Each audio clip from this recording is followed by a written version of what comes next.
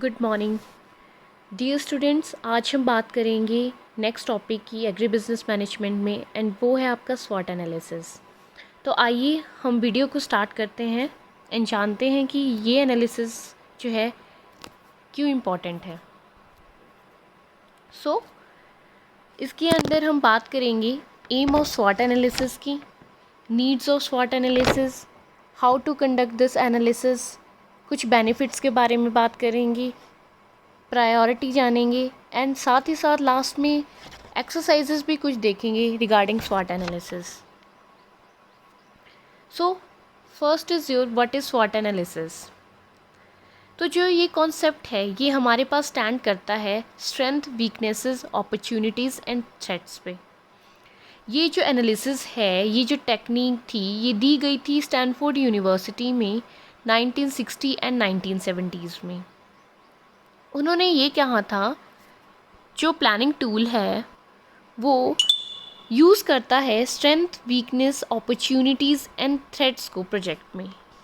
साथ ही साथ ये जो एनालिसिस है वो एक ऑर्गेनाइजेशन के फ्रेमवर्क को जानने के लिए बहुत ज़रूरी है।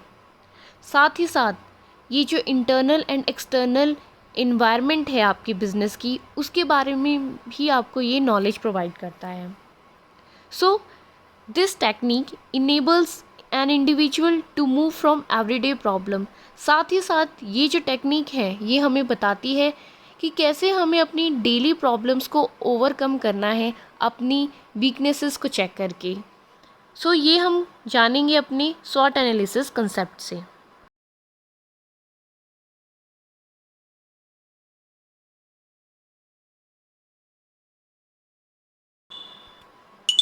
After that, we will discuss our first point under this analysis and that is your strength. तो सबसे पहले हम बात करेंगे, जब हम ये एनालिसिस परफॉर्म करते हैं हम इस एनालिसिस में अपनी स्ट्रेंथ को देखते हैं। जब एक इंडिविजुअल के बारे में हम बात कर रहे हों तो एक इंडिविजुअल की क्या एक इंडिविजुअल की जो है इम्पॉर्टेंट उसकी कैरेक्टरिस्टिक्स हैं, मतलब वो किन किन कामों में ज़्यादा एफिशिएंट है, वो उसकी स्ट्रेंथ होती है। लेकिन जब हम एक ऑर्गेनाइजेशन की बात करते हैं तो वो ऑर्गेनाइजेशन के लिए उसकी स्ट्रेंथ क्या है?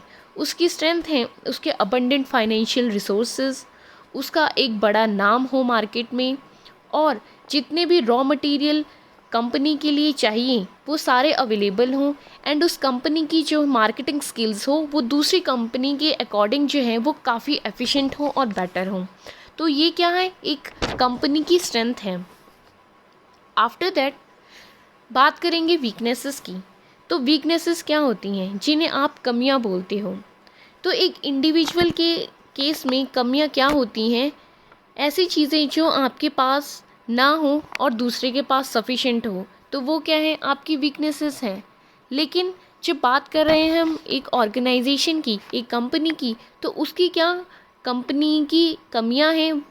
वो क्या है, लिमिटेड फाइनेंशियल रिसोर्सेज, मतलब जो वो प्रोडक्ट बना रहा है कंपनी, उस प्रोडक्ट के लिए उसके पास एडिक्वेट फंड नहीं है, उसके डिस्ट्रीब्यूशन चैनल इतने इफ़ेक्टिव नहीं है कि वो अपने प्रोडक्ट को कंज्यूमर तक एफिशिएंटली तरीके से पहुंचा सके। साथ ही साथ उसका जो प्रोडक्ट है उसकी बहुत ज़्यादा कॉस्ट है, और आउटडेटेड टेक्नोलॉजी है जिस कंपनी के पास, वो भी क्या है, उसकी वीकनेसेस हैं। After that third is your opportunities. अब जो अपॉर्चुनिटीज़ होती हैं ये एक ऑर्गेनाइजेशन में कब अराइज होती हैं? एनीवन? ये एक ऑर्गेनाइजेशन में तब अराइज होती हैं जब जो एम्प्लॉयज़ प्रेजेंट होते हैं एक ऑर्गेनाइजेशन में, वो जो वहाँ पे अवेलेबल कंडीशंस हैं उनको यूज़ करके, उनका जो फ़ायदा उठा के जो है किसी भी नए स्ट्रैटेजी को इम्प्लीमेंट करते हैं प्रॉफिट जनरेट करने के लिए। तो वो क्या कर रहे हैं, वो अपॉर्चुनिटीज़ को यूज़ करके जो हैं अपने इन्वायरमेंट को, बिज़नेस इन्वायरमेंट को इतना इफ़ेक्टिव बना रहे हैं ताकि आने वाले टाइम में उनको जो है प्रॉफिट हो। ओके, सो ऑर्गेनाइजेशन का काम होता है उन अपॉर्चुनिटीज़ को रिकॉग्नाइज करना एंड उन अपॉर्चुनिटीज़ को ग्रास्प करना जब वो अराइज हो रही हैं। तो उससे क्या होगा, उससे जो होगा आपकी मार्केट की जो ग्रोथ होगी वो रैपिड होगी, जो आपकी changing customer needs and taste है उससे भी आपके पास अपॉर्चुनिटीज़ अराइव होंगी, साथ ही साथ आपको इकोनॉमिक बूम मिलेगा। लास्ट आता है आपके पास थ्रेट्स। अब थ्रेट्स जो हैं आपको क्या बोलता है, ये जो होते हैं आपके रिस्क इन्वॉल्व होते हैं एक बिज़नेस में, ये आपके मेनली एक्सटर्नल एलिमेंट्स बोले जाते हैं, ठीक है, जो कि आपके बिज़नेस को कैरी करने के लिए प्रॉब्लम क्रिएट करते हैं, उन्हें आप थ्रेट बोलते हो। ये एक ऑर्गेनाइजेशन के बियॉन्ड जाके जो है, जो फैक्टर एक ऑर्गेनाइजेशन को अफेक्ट करते हैं, ठीक है, वो आपके थ्रेट्स कहलाए जाते हैं। ओके, सो ये आपकी प्रॉफिटेबिलिटी को भी काफ़ी हद तक जो है हैम्पर करते हैं। सो ये कौन कौन से एग्जांपल्स हो सकते हैं, ये हो सकते हैं कि जब किसी फॉरेन कॉम्पिटिटर की एंट्री हो जाती है मार्केट में, साथ ही साथ जो है आपके जो प्रोडक्ट है उसका एक सब्स्टिट्यूट मार्केट में आ जाता है, साथ ही साथ प्रोडक्ट जो लाइफ साइकिल है वो भी क्या हो जाती है, डिक्लाइन हो जाती है। After that increase government regulation, जब गवर्नमेंट की रिस्ट्रिक्शंस जो हैं उस प्रोडक्ट पे और आपकी कंपनी पे जो है ज़्यादा हो जाती हैं। तो ये क्या है, सम थ्रेट्स हैं और रिस्क हैं जो स्वॉट एनालिसिस में आप चेक करते हो। ओके,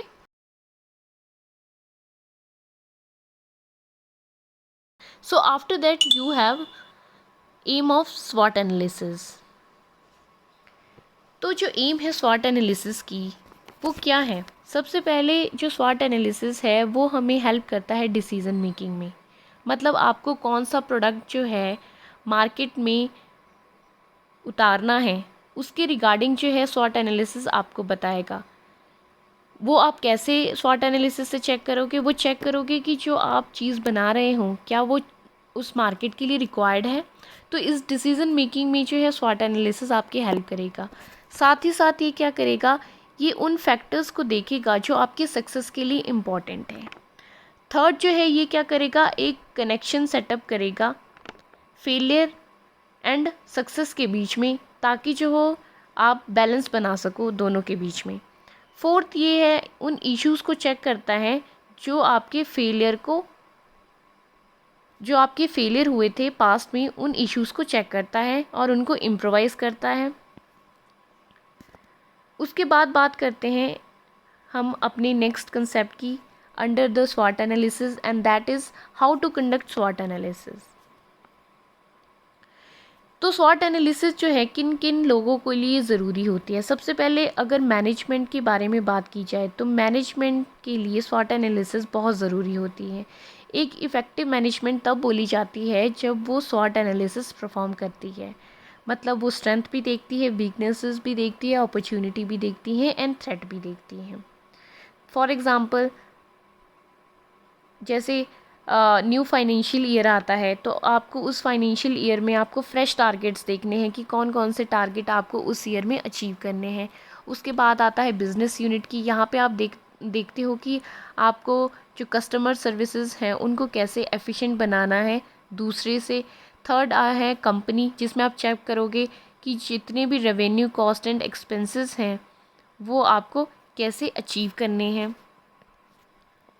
आफ्टर दैट अब आप देख रहे हो इस हेलिकल स्ट्रक्चर में कि किन किन चीज़ों के लिए, किन किन फंक्शंस के लिए आपको स्वॉट एनालिसिस की ज़रूरत पड़ती है। First of all effectiveness in market, product launch, decision making, personal planning, competitor evaluation, product evaluation, strategic planning and goods and services evaluation.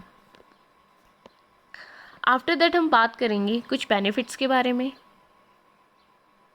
Benefits को जानने से पहले हम देखेंगे ये एक प्रोसेस, जैसे कि आपका स्वॉट एनालिसिस कंडक्ट हो रहा है, जहाँ पे आप देख रहे हैं डायग्राम में सबसे पहले आपको इंटरनल एंड एक्सटर्नल इन्वायरमेंट को एनालाइज करना है। उस इन्वायरमेंट को एनालाइज करने के बाद आपने उस इन्वायरमेंट में स्वॉट एनालिसिस को परफॉर्म करना है, जहाँ पे आप चेक करोगे उस इन्वायरमेंट की strength, weaknesses, opportunities and threat, and lastly आप जो है एनालाइज करने के बाद एक्शन प्लान फॉर्म करते हो। ओके, देख रहे हैं आप some of the strengths, weaknesses, opportunities and threat जो एक कंपनी के लिए ज़रूरी हैं